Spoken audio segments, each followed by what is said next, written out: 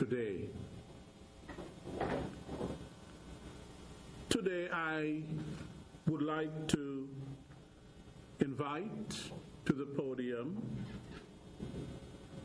Dr. Matthew S. Lawrence, who is a medical doctor and a PhD.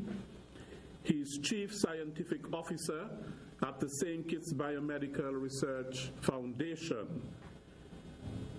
Dr. Lawrence will give a presentation on the green monkeys, the green velvet monkeys, in the context of the COVID-19 pandemic. Welcome, Dr. Lawrence.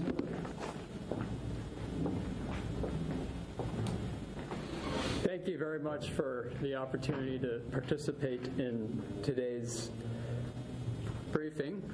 I will briefly take my mask off for that purpose. I am speaking on behalf of my colleagues at the St. Kitts Biomedical Research Foundation, and as we all know, St. Kitts has many unique qualities, one of which includes the monkeys that inhabit the island. And that is the reason for the existence of the St. Kitts Biomedical Research Foundation, and the reason that the island is known for the quality of science performed. We also know that the monkeys are terrible for our crops and gardens, but they are an excellent resource for biomedical research, and this relates to the important shared biology between the green monkey and humans, and we employ them to study and advance therapeutics for diseases of the brain, eye, ear, heart, and for other conditions. One thing that we do not do is engage in direct study of infectious disease, and this relates to the fact that the St. Kitts green monkey is free of many of the diseases that are common to primates of Asian and African origin. And as such, they are a very biologically clean population, and we aim to keep them so. And for that reason, we have long practiced safe primate research in which we are employing masks, gloves, and other appropriate protective equipment and precautions to conduct the research that we perform at the St. Kitts Biomedical Research Foundation, again with a focus both on reducing risk of human to monkey transmission as well as monkey to human transmission. As we know, the coronavirus did originate from animals, most likely the horseshoe bat. And we also know that the coronavirus can be transmitted from humans to other animals, notably dogs and cats, which has been documented. What has not yet been documented is the actual transmission of the coronavirus from humans to wild monkeys or from wild monkeys to humans. We have, however, been in close communication with colleagues at national primate centers in the United States, where they have the biocontainment capacity to conduct live virus testing, and they have demonstrated that the green monkey can be infected with the COVID coronavirus. These were studies that were performed under the circumstance of delivering large doses of virus directly into the airway of the monkeys. We do not know how susceptible monkeys are in more likely transmission scenarios where a monkey may be in proximity to an infected human. But I think it is safe to conclude conclude that there is a risk of transmission from humans to monkeys and onward between monkeys and possibly back to humans. And circumstances under which this might happen here in St. Kitts could certainly include laboratory settings like our own, but that is exactly why we practice the precautions that we do. Other circumstances could include situations in which monkey trainers are placing infant monkeys on tourist shoulders for photographs. Certainly that's not happening much now with the constraints on travel, but that is a practice that should be revisited not only for relevance to coronavirus, but for other transmissible diseases like tuberculosis. Certainly, consuming monkeys would be another route of direction, but I'm sure most of you are concerned about the monkey that may be in your backyard picking flowers and fruit. And I think in that scenario, the risk is comparatively low. First, they are frequently at a distance beyond the droplets are spread.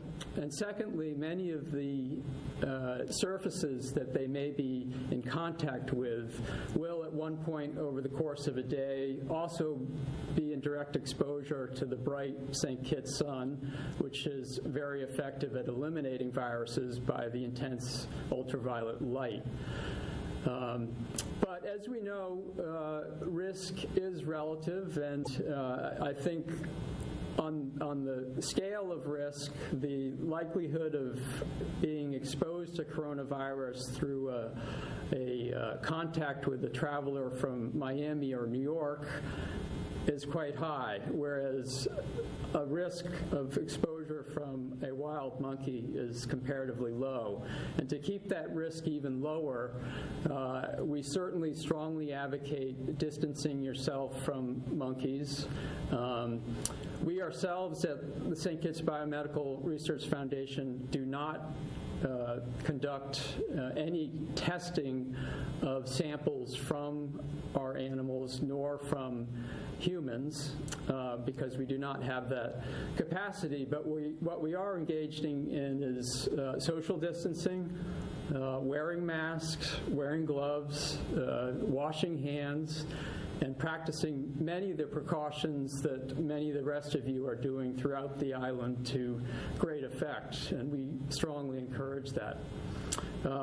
What we also are not doing at the research facility is conducting live virus studies in which we are looking at efficacy of vaccines or therapeutics, because again, we do not want to put our animal staff or the island at risk of exposure. But what we have been doing is supporting therapeutic development programs that are related to COVID and can be conducted without that live virus component. And I think our ability to do that really highlights the value of the St. Kitts green monkey to science and society, especially at times like these. So I would welcome questions on the matter, and thank you again for the opportunity to speak to you about our safety here on the island as it pertains to the other species we inhabit the island with. Thanks.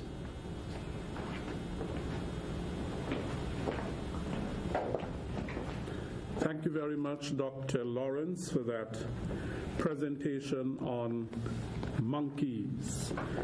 They are a part of our lives here in St. Kitts and Nevis.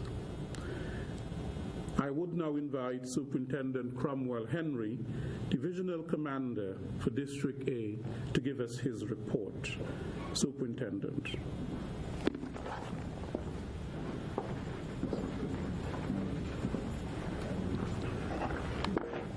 Thank you, Mr. Williams. Good afternoon, all. I'll begin my report with our arrest statistics. As usual, I'm always pleased whenever I have to report that there are no arrests for breaches over the last 24 hours.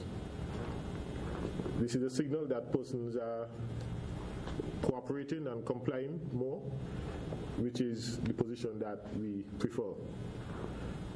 To date, the number of arrests for the period of the emergency is 115. Today is day 3 of limited operation days for this week. We continue to see good cooperation in most instances, as the majority of persons are wearing masks and businesses, or rather most businesses, are enforcing the physical distance and hand hygiene protocols. Limited operation day ends at 7 p.m. this evening, and the nightly curfew begins at 7:01 p.m. We cannot overemphasize the need for businesses to close at a reasonable time to allow patrons and your staff to get home before the curfew begins. The nightly pre-curfew rush is dangerous, and motorists are reminded of their duty of care on the road at all times.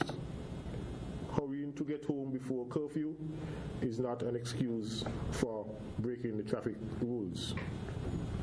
As we go into another night of curfew, we remind residents that you are to remain at your residence. You are not to venture beyond your yard space unless you are an essential worker who is reporting for duty or returning from duty, or you are an employee of the medical institution, like the hospital, for example, or if you are seeking medical attention, emergency medical attention, or of course if you are exempted in writing by the Commissioner of Police. Thank you.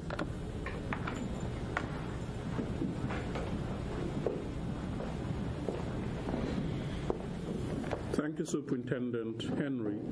I now invite Dr. Marisa Carty, Public Relations Officer for the Health Emergency Operations Center, to give us the St. Kitts and Nevis COVID-19 situation report. Dr. Carty.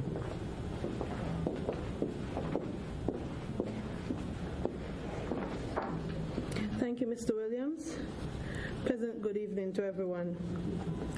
The World Health Organization continues its robust global surveillance of the COVID-19 pandemic, reporting 3,679,499 confirmed cases with just over 254,000 deaths. In St. Kitts and Nevis, we have sampled and tested a total of 327 persons. 305 persons were confirmed negative, while 15 were confirmed positive. Of the 15 positive cases, 12 persons have recovered. To date, we have 0 deaths. There are currently 7 results pending. A total of 60 persons remain in quarantine, 56 in a quarantine in a government facility, while 4 persons are quarantined at home. 3 persons remain in isolation and they are recovering. To date, 751 persons have been released from quarantine. I would like to take this opportunity to reach out once again to our medically vulnerable population. Individuals with uncontrolled hypertension, diabetics with persistently elevated blood sugars, patients with heart disease, which includes patients with heart failure and known coronary artery disease, renal patients, and patients who are immunocompromised, such as patients with lupus and rheumatoid arthritis, should all continue to pay special attention to their ongoing symptoms and seek immediate treatment if they feel that they are not doing well.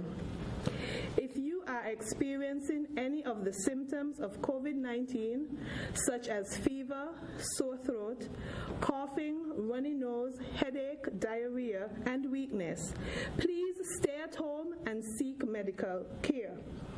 Patients with chest pain, chest pressure, increased shortness of breath, excessive swelling of the legs, visual disturbances, weakness of any extremity that is of new onset should call their general practitioner or 911 and get to the emergency room of the closest hospital without hesitation. Our aim is not to Our aim is not to be so focused on the prevention of the spread of the virus that we neglect our COVID non-medical related emergencies. Our patients living with chronic illnesses should be vigilant, especially when they live alone. Make sure your neighbors and close family members keep in constant contact. If there is any hint of changes to their usual medical status, they should seek help without delay. Maintaining the overall health of the people of St. Kitts and Nevis continues to be our individual and collective responsibility. Again, we say, stay safe and stay healthy. Thank you.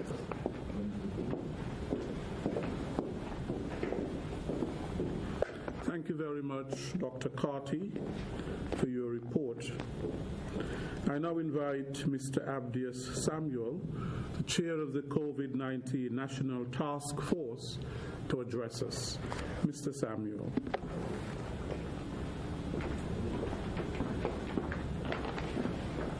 Thank you, Mr. Williams, and greetings and good afternoon to all listening via radio, tuning via various media platforms, and watching on television. Today I bring you our 38th situation report from the NEOC. I want to highlight an area of concern to the NEOC. The 911 has received a total of 136 calls for the past 24 hours. However, 77 of those calls have been prank calls. 77 prank calls. That means we have a lot of time on our hands to do idle things. I want to make an appeal to all individuals who are carrying out these prank calls to cease from doing so. We are still dealing with a pandemic, and I am asking you to please be guided accordingly. We thank the general public for their continued cooperation.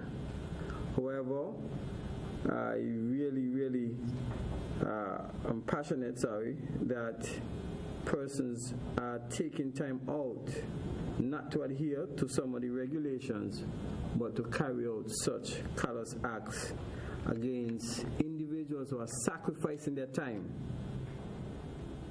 and giving us professional service in terms of the telecommunications and the managing of these calls, and you are taking time to call them for pranks.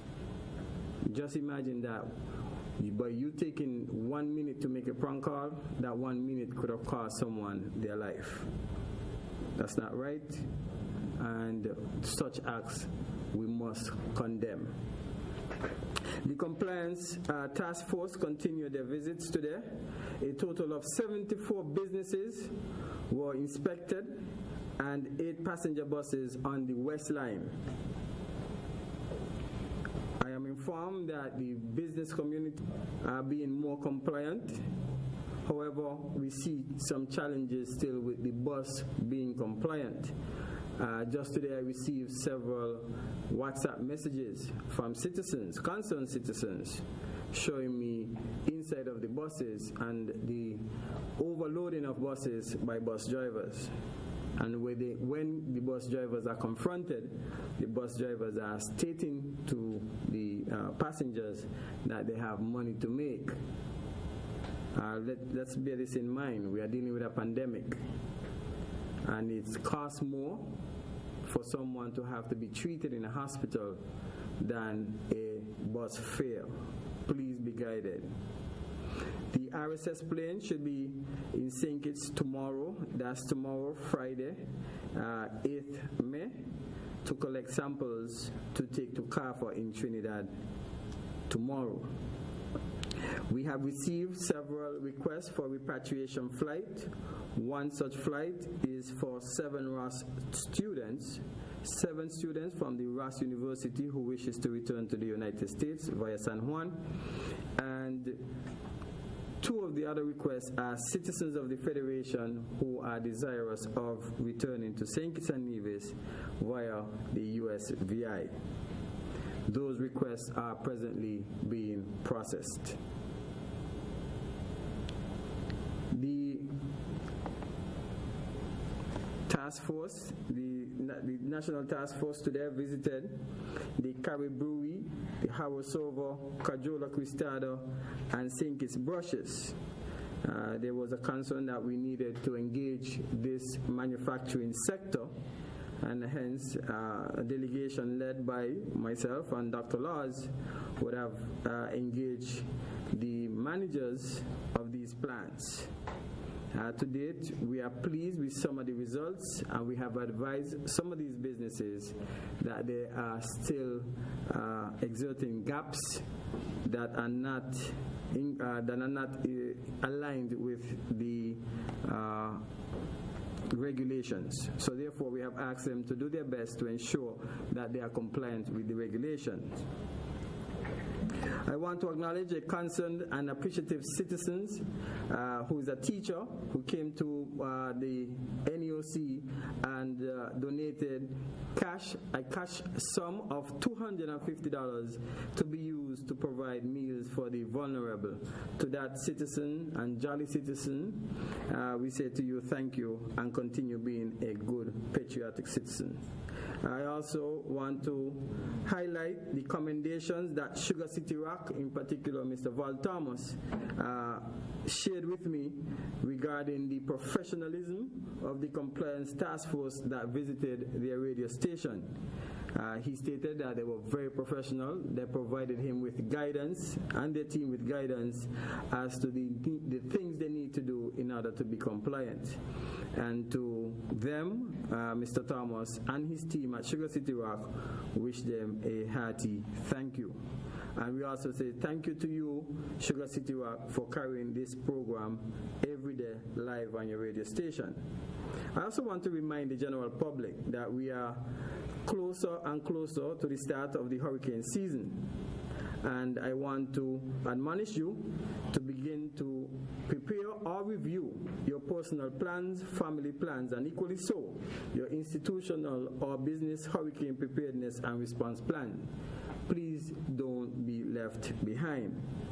With that said, I want to thank you, Mr. Williams, for the opportunity for us to present to the general public today, and we look forward for the questions.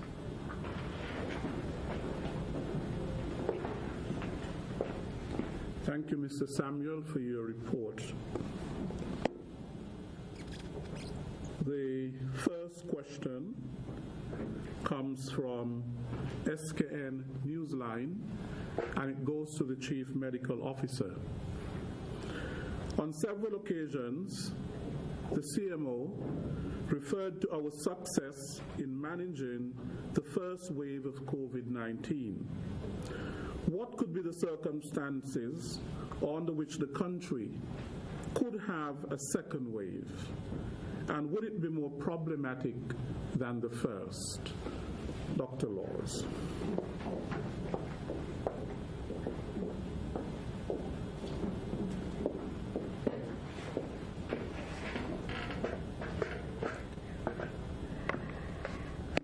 Thank you for reading that question, Mr. Williams, and a pleasant good afternoon to everyone. And yes, we have been successful in containing the first wave of COVID-19 infections in the Federation. And it goes without saying that the Federation is still very naive to this new coronavirus. Only a small number of persons have mounted an immune response or antibodies or have some natural immunity to this virus. There's still a lot of unknowns and uncertainty with regards to the coronavirus because we do not know all there is to know about immunity with respect to this virus. Now, if we were to open our borders, chances are we will be running the risk of individuals coming in from hotspots and importing the virus, and that can lead to a second wave. Now, the science and the literature, the medical literature tells us that the second wave is usually much worse than the first wave. History tells us that the second wave is much worse than the first. Let's look back to 1918 with the Spanish flu. The second wave killed so many more persons than the first. And so the Ministry of Health continues to be vigilant in terms of looking at the situation within the region, within the Americas, and globally with respect to the coronavirus disease. And our approach is that of delaying that second wave for as long as possible. And when we are in the second wave, our approach will be to have an aggressive response to reduce or maintain the lowest numbers of persons being impacted as possible. Thank you.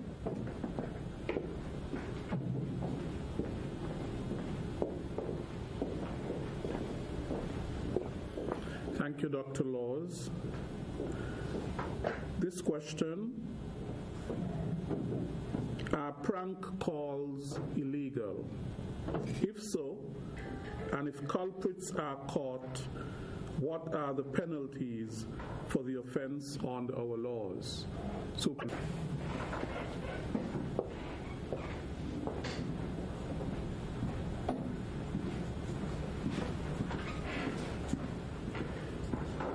Yes, prank calls are always illegal under the Telecommunication Act. We provide for penalties for persons who make disturbing or harassing calls.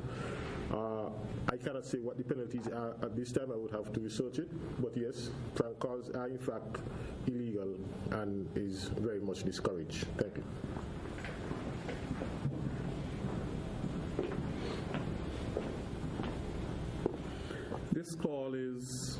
This question is for Dr. Matthew, and it has to do with if the coronavirus can be passed from the human being onto a monkey. That some people have monkeys as pets, and if so, if the monkey then should be tested.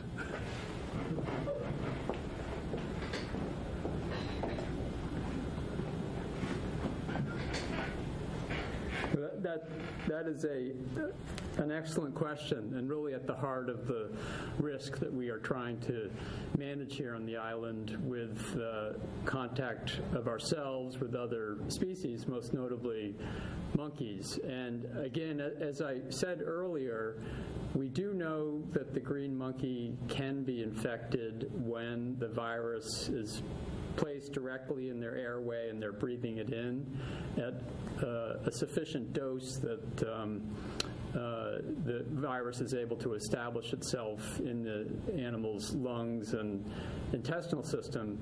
Whether that can happen in the setting of being exposed to a person who has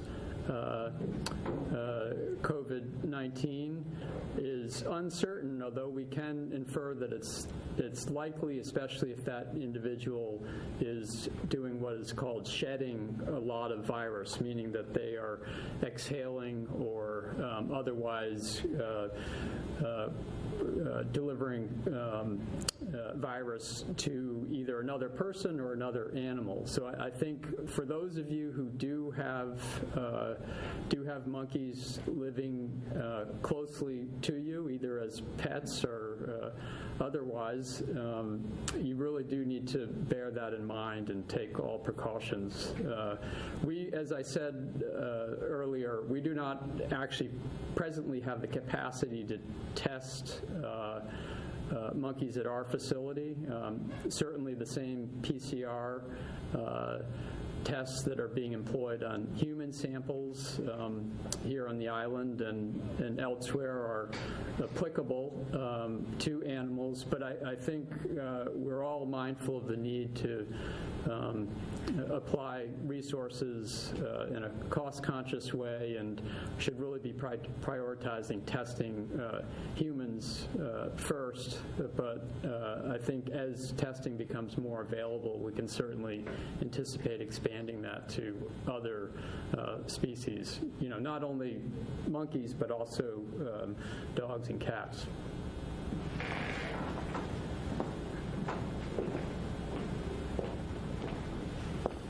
Thank you very much, Dr. Matthew. I remember a few weeks ago, there was news coming out of the U.S. that I think it was a cat, one of those big wild cats. I can't recall, it was a tiger that was infected with the coronavirus. This is our last question for the day. It's part question and part concern, and it is for Superintendent Henry. There are a number of bushfires around the place lately that are very disturbing to persons, especially on lockdown days. Most of these fires start in the hillside and are assumed to be the work of farmers and persons planting or clearing their ground. In other instances, the fires are in neighborhoods. When you contact the fire services, they ask a lot of questions, including your name, and use your very name to complain to the culprits, who in turn threaten you or make you an enemy. Could persons report these fires and leave their numbers and address without giving their names, especially when it is so easy for the culprits to figure out who would have called? The fires are not good for children and the elderly, and persons with breathing issues also suffer from this fate. Superintendent Henry.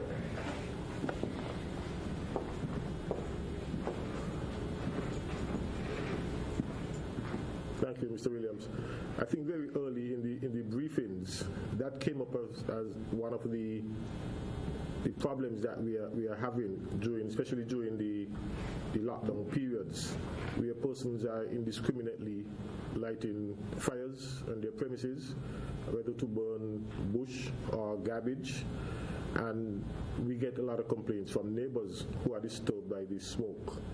We advise that residents not light fires without the authorization of the fire department. If you wish to light a fire for any reason, you must get the authorization of the fire department to do so, and they would advise as to under what conditions that fire can be lit. In terms of the fires that are started by farmers, I really cannot speak to that, but again, fires should not be lit indiscriminately. They should always be lit under controlled conditions. And so if a farmer is in the mountain and he's going to light a fire and cannot control that fire, then he really should not light the fire in the first place.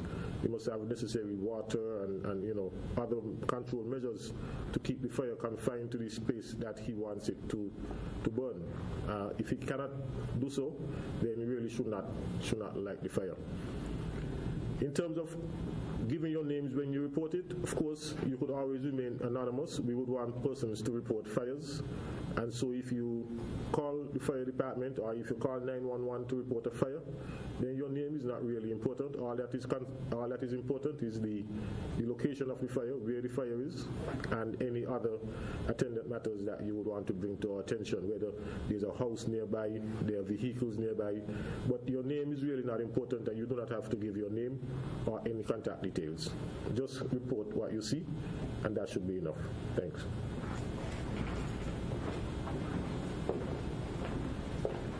I had announced that that was our last question, but since then I've received two more, which are our last.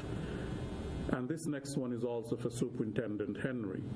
Are farmers still allowed to visit their farms on lockdown days?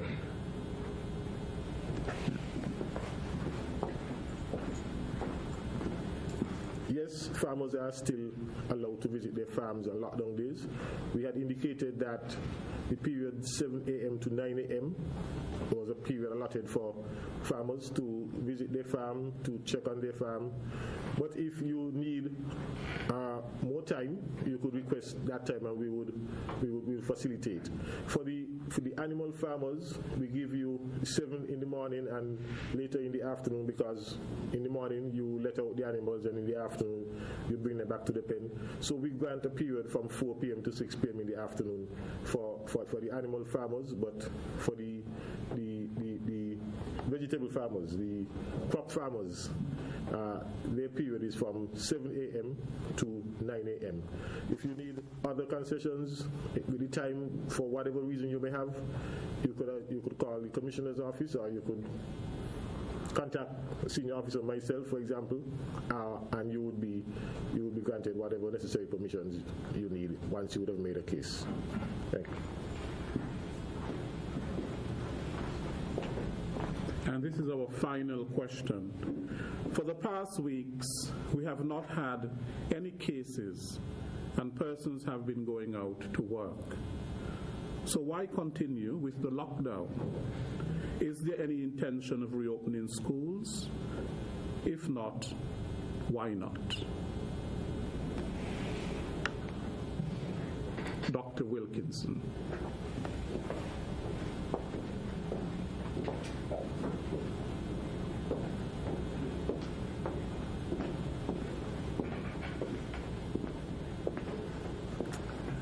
Very happy thus far. The Federation of St. Kitts and Nevis have been doing a good job at flattening the curve and keeping things under control. Before I left home, I saw that the United States, I think they were up to about 75,000 deaths. And what we can say is that we have done well compared to what is happening in a lot of first world countries. The virus is still, however, still with us, since all of our patients have not recovered. And this is not the time for complacency, and we still need to continue this fight. It's a small sacrifice for a lifetime, and the life that we save might be yours, it might be mine. Even after we have found that all of our cases are recovered, we still would need to wait a few incubation periods to make sure that the virus is no longer in the Federation of St. Kitts and Nevis. And so I understand your impatience, but I beg you to just hang in there, and sometime very soon we would get through and things might get back to the new norm. I thank you.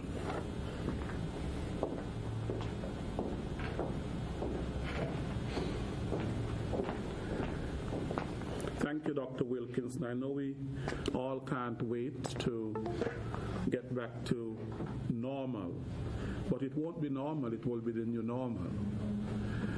So we'll get there, but with God's grace and in time. Thank you very much for your questions for today, and I do hope that the responses to the questions were, that you were satisfied with them. The floral arrangement that you see here, beautiful, was a donation by Joan Napier and arranged by Mrs. Poretta Wilkin. We thank them very much. We thank all of our presenters for today, Dr. Matthew, Lawrence, Chief Scientific Officer at the St. Kitts Biomedical Research Foundation, who shared with us on green monkeys in the context of the COVID-19 pandemic. We also thank Superintendent Cromwell Henry, Divisional Commander of District A, for his report, Dr. Marisa Carty, Public Relations Officer for the Health Emergency Operations Center, for the COVID-19 Situation Report for St. Kitts and Nevis, and Mr. Abdias Samuel, who chairs the COVID-19 National Task Force. We also thank the Medical Chief of Staff, Dr. Cameron Wilkinson, who makes himself available every day for these briefings to answer your questions and to give presentations. We also thank the Honorable Wendy Phipps, who continues to lead the Ministry of Health and give her support to the daily briefings. We also thank Mrs. Christmas Jacobs for her service of sign language. Thank you very much to all of you who tuned in today for today's briefing. Thank you for staying with us from day to day. I know that we have been going day each day. We try to bring you something fresh and something new as it relates to the management of the COVID-19 pandemic here in St. Kitts and Nevis. We are all affected, and we are all working together to conquer this together, to eradicate this together. Thank you so much, and tomorrow we'll be back at 5 p.m. for another briefing. Until then, take care. You're listening to another edition of the NEOC Daily Update. Here on FM 90.9, we now head back to our regular programming.